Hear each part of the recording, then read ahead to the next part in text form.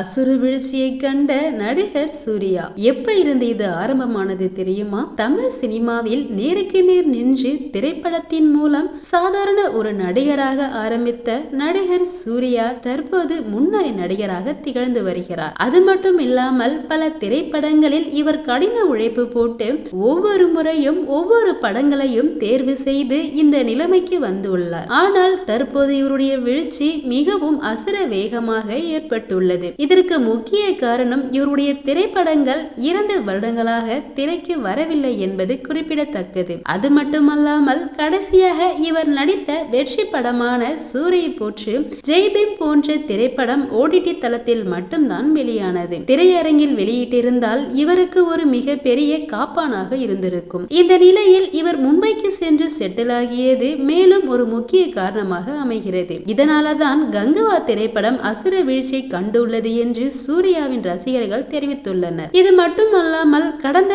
2017 ஆண்டில் இருந்தே இவருடைய வீழ்ச்சி ஆரம்பித்துள்ளது.